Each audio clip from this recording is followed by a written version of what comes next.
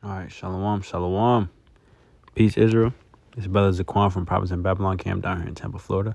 I'd like to give all glory, honor, and praises to Yahweh, Bahashem, Yahweh Shai, Bahashem, Racha HaKodash, and double honors to the elders and apostles of Great Millstone who do teach and rule well, and peace and salutations to the hopeful elect scattered abroad. All right, as you can see from the title, judging from the cover photo, we're getting into, it's about to be the last man standing out here, okay? And we say that to say, you cannot save yourself, okay? None of us can save ourselves. All right, in the times that we're coming into, you should be trying to seek Yahweh Shem Yahweh Shai that much more. You should be trying to get on the good side of Yahweh Shem Yahweh Shai.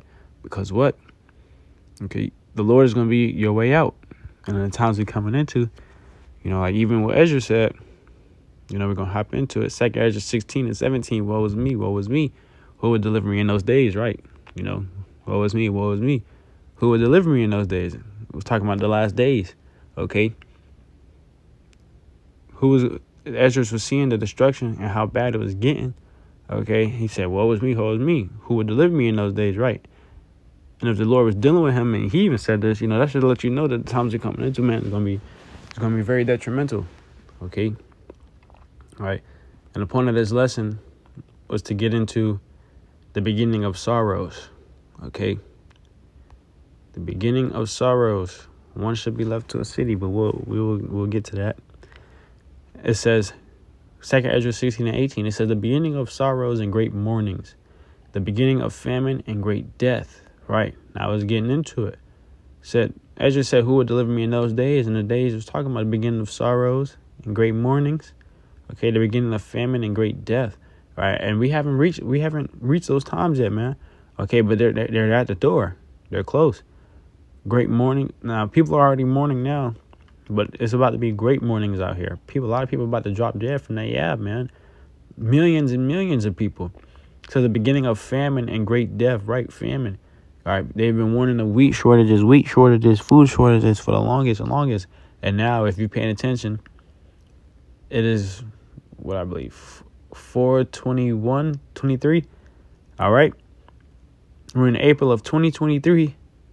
All right, and nobody is talking about food shortages anymore. All right, now you have certain plants that have been burning down. Recently, I just seen 18,000 cows were burnt to death. Okay, so this is the beginning of famine and great death. The beginning of wars, and the power shall stand in fear. All right. And as you see, this is the beginning of wars. We're in the last days. The second war is past, and behold, the third war coming quickly, talking about these world wars. All right. We're in the last days. If you're paying attention, you're active. All right. And you're watching as well as praying, you'll see that these are the beginning of sorrows. It says, and the power shall stand in fear, the beginning of evils. What shall I do when these evils shall come? All right. That's what you should ask yourself. What are you going to do? All right. This is why brothers are making these videos. Brothers are, staying on top of it, because we have to be watchmen. We have to warn the people that from the wind that's coming, man, this destruction that's coming. Okay. When it says, what shall I do when these evils come? All right. And the question is now really, what are you doing before these evils get here, man? Okay. Because you don't want to wait till these evils come and oh shit,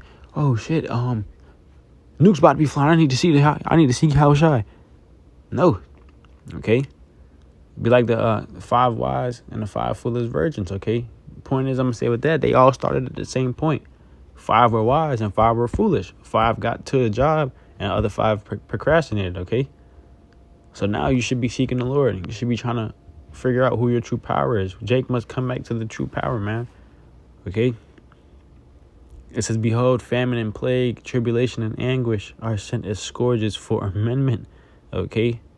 These are scourges for amendment. But for all these things, they shall not turn from their wickedness, nor be mindful of the scourges, man. Okay? The people are still going to be wicked. All right? Even when the Lord is judging this place, the people are still going to be wicked. They still not going to seek the Holy One of Israel, man. They're not going to seek the Lord. People are going to sit here and trust in oppression and trust in Babylon, man. Okay? And that's why it's going to go on to say this. Behold, victory shall be so good, cheap upon the earth, that they shall think themselves to be in good case, and even then shall evils grow upon the earth. Evils grow upon earth, sword, famine, and great confusion, right? And if you see this World War III, all right, you got people shooting one another over the smallest things. Okay. The food, the gas is back down. Food is cheap. You can go to the store, get a decent meal for your family for an affordable price. Okay, so people think themselves to be in a good case. Okay, it says, for many of them that dwell upon the earth shall perish of famine. And the Lord is saying, for many of them that dwell upon the earth shall perish of famine. Mean you're gonna die of hunger. You're gonna starve to death. It says, and the other that escape the hunger shall the sword destroy. All right, you're gonna get the sword going into the modern day gun. All right. And we obviously see the Lord said, whoever shall escape the famine, the sword going to destroy, man. Okay.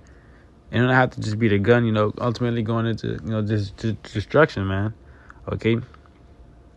If you don't die by some famine, or you don't die by a modern day gun, and if the Lord reserve you to that time, when the nukes are flying, if you're not getting beamed up, man, the Lord just got it out for you. Okay. And the sword going to destroy you. It says, and the dead shall be cast out as dung going into poop, shit. And there shall be no man to comfort them, for the earth shall be wasted and the city shall be cast down. All right, you ain't gonna be able to sit there and mourn for somebody's death and bury them and prepare them for a funeral and get all that done. No. All right. So the earth shall be wasted and the city shall be cast down. There shall be no man left to till the earth and to sow it. Ain't nobody gonna be here to cut the grass, take care of the earth, keep it maintained and up to date. It says the trees shall give fruit and who shall gather them? It's a question mark at the end of that. Okay? Meaning going into, there's going to be nobody to take care of this earth. The grapes shall ripen and who shall tread them? For all places shall be desolate of men. Okay? All places shall be desolate of men. Meaning there's going to be nobody out here in the times you're coming into. It's going to be like the Book of Eli movie scene, man. Okay? It goes on to say, so that one man shall desire to see another and to hear his voice. All right. You're going to be hoping and wishing you could see somebody. You're going to be hoping and praying, Lord, how busting me outside, man. I need to see a brother. I need to see somebody, man. Okay. It said that one man shall desire to see another. Okay. And I put in perspective for you. When you coming up as a young kid, everybody had dreams and aspirations. Okay. And especially if you're a dude, you always were like, man, I want to make it. I want to get rich. I want to have the best looking wife, this and the third. These are desires. That was the thing you longed for. Or you were longing for is coming. Okay. Men are about to be longing just to hear someone else's voice, man. It says, for of a city there shall be 10 left in this city.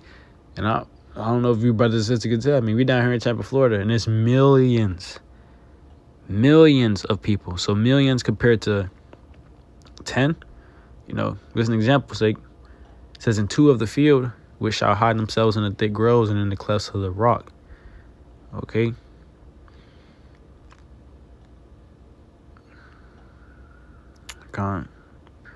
We can keep going, but that's really the point. So there shall be no man left to till the earth and to sow it. Okay. The point is, it's about to be a long walk, and evils are growing upon the earth. Okay, you want to be able to set yourself up in a position now to be serving the Lord, seeking the Lord, coming back to the Lord, trying to figure out, who am I? Who is my true power? Okay, what is my purpose here? What is the will of Yahweh Shem Yahushua? What does the Lord need me to do? Okay, and the Spirit will guide you through the Spirit and power of Yahweh Shem Yahushua. All right, so Yahweh Tazah, the lesson was edifying. I'd like to give our glory, honor, and praises to Yahweh Bahashem, Yahweh Shai, Bahashem, Raha Kodash.